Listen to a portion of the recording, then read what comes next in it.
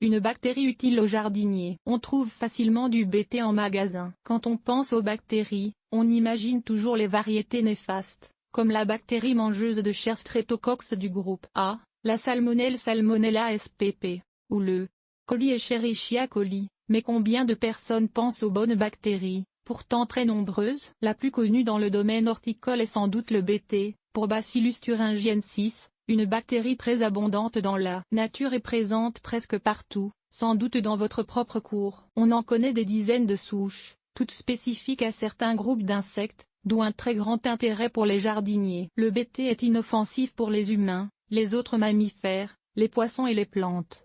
Tout, dans le fond, sauf certains groupes d'insectes. Le BT rend l'insecte malade et incapable de manger. Toutes les souches fonctionnent de la même façon, le BT demeure en dormance sur la plante, dans le sol ou dans l'eau jusqu'à ce qu'il soit ingéré par l'insecte. Dans le système digestif de l'insecte, la bactérie se développe et libère des cristaux toxiques, ce qui rend l'insecte malade. Dans peu après son ingestion, dans 3 ou 4 heures dans le cas des chenilles, l'insecte arrête déjà de manger, puis il meurt de faim. Comme tout cela prend quelques jours, il faut s'armer d'une certaine patience. Ceux qui s'attendent à voir les insectes mourir sous leurs yeux dans les instants qui suivent l'application seront déçus. Certaines souches de BT sont offertes comme pesticides biologiques. D'ailleurs, aujourd'hui le BT est l'insecticide le plus utilisé au monde en agriculture biologique. Pour contrôler les chenilles de la pierride du chou. Actuellement, la souche la plus fréquemment offerte est le BTKB. Thuringiensis kurstaki, efficace contre les larves de papillons, autrement dit, les chenilles.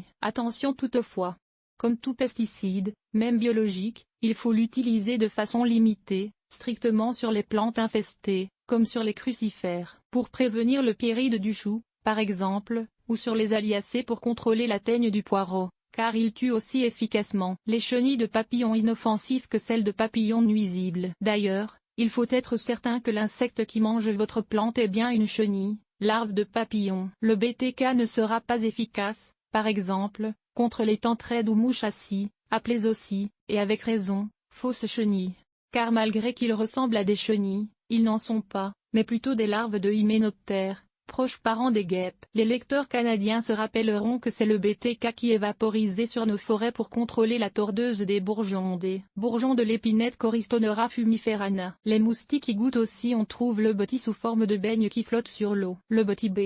Thuringiensis israelensis, est une souche de BT qui est efficace contre les moustiques et les mouches noires et beaucoup de municipalités s'en servent pour rendre la vie de leurs citoyens plus agréable. De plus, avec toute la publicité actuellement sur le virus Zika, qui est transmis par les moustiques, ce produit est présentement très discuté dans les médias. Reste que les moustiques jouent un rôle essentiel dans l'environnement, des centaines d'animaux s'en nourrissent dans nos régions. Plusieurs oiseaux, notamment les hirondelles, ainsi que les chauves-souris. La décision d'utiliser ou non ce produit sera donc toujours très controversée. Peut-il contrôler les dorifores? Dorifores de la pomme de terre. Photo, Wikimedia Commons.